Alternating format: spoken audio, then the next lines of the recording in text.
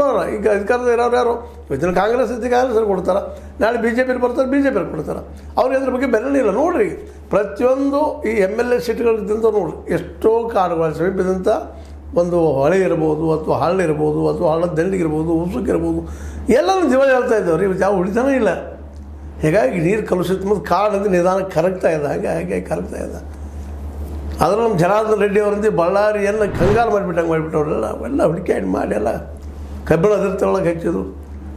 ಅಲ್ಲಿ ಏನದ ಎಂಥದ್ದು ಇವತ್ತು ಸರಿಯಾದ ಮಾಹಿತಿನೇ ಸಿಗ್ತಾ ಇರಲಿಲ್ಲ. ಯಾವ ಕಂಪ್ನಿ ಬರ್ತದೆ ಒಂದು ಸರ್ವೆ ಮಾಡ್ತದೆ, ಆ ಕಂಪ್ನಿ ಮಾತನ್ನು ನಂಬಬೇಕು.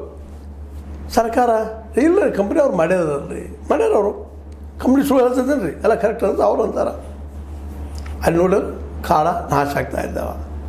ಕಾಡಷ್ಟೆಲ್ಲ ಪ್ರತಿಯೊಂದು ಹಳ್ಳಿಯಲ್ಲಿ ಇರುವಂಥ ಒಂದು ಗ್ರಾಮ ಪಂಚಾಯಿತಿಯ PDO ಅವ್ರನ್ನ ಹಿಡ್ಕೊಂಡು ಮೇಲಿನ ಅಧಿಕಾರಿಗಳೆಲ್ಲರೂ ನಿಸರ್ಗವನ್ನು ತಮ್ಮ ಹೆಂಗೆ ಬೇಕು ಹಂಗೆ ಬೇಕಾಬಿಟ್ಟೆ ಕೊಡುವಂಥದ್ದು, ತಮ್ಮ ಬೇಕಾದ್ರಿಗೆ ಮಾರುವಂಥದ್ದು, ಹೊಂಚುವಂಥದ್ದು ಕೇಳೋಂಗಿಲ್ಲ. MLAಗೆ ಬೇಕಾದಂಥವ್ರು ಅವ್ರಿಗೆ.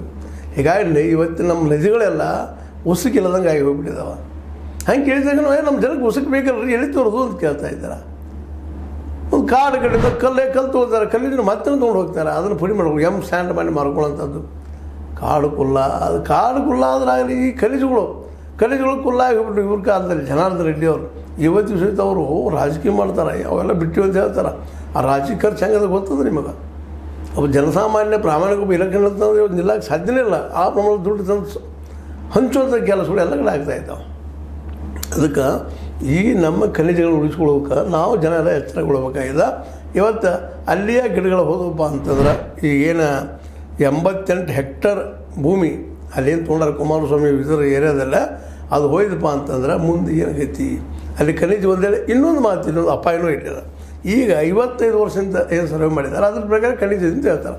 ನಾಳೆ ಕೆಲವೊಂದಿಷ್ಟು ಹಿಂಗೂ ಆಗಿದ್ದಾವೆ ಇಲ್ಲ ಅಂತಲ್ಲ. ಕೆಲವೊಂದು ಕಂಪ್ನಿಗಳು ಆ ಭರವಸೆ ಮೇಲೆ ತೊಗೊಂಡು ಅಲ್ಲಿ ಏನಪ್ಪ ಅಂತ ಬ್ಲಾಕ್ಗಳು ತೊಗೊಂಡು ಅದನ್ನು ಖನಿಜ ಹಡ್ಡಿ ತೆಗೆದಾಗ ಅಲ್ಲಿ ಖನಿಜ ಇಲ್ಲ, ಅದು ಸಹಿತ ಲಾಸ್ ಆಗಿದ್ದು ನೋಡಿದ್ವಿ ನಾವು. ಅದು ಸಹಿತ ರಿಪೋರ್ಟ್ಸ್ ಇದ್ದಾವೆ. ಅದು ಇದರ ಅರ್ಥ ಸರಿಯಾಗಿ ಇನ್ನೊಮ್ಮೆ ಅದ್ರ ರಿಪೋರ್ಟ್ ತಗೊಂಡು ಅವ್ರಿಗೂ ಲಾಭ ಆಗಿರ್ಬೇಕು, ಕಂಪ್ನಿಯವ್ರಿಗೂ ಅದು ಲಾಭ ಆಗಿರ್ತದಿಲ್ಲ ಅಂತಲ್ಲ. ಅವ್ರು ಮತ್ತೊಬ್ಬರು ಯಾವುದೋ ಲಾಭ ಮಾಡ್ಕೊಂಡು ಹೋಗಿರ್ತಾರೆ. ಯಾವ ಕಂಪ್ನಿನೂ ಲಾಸ್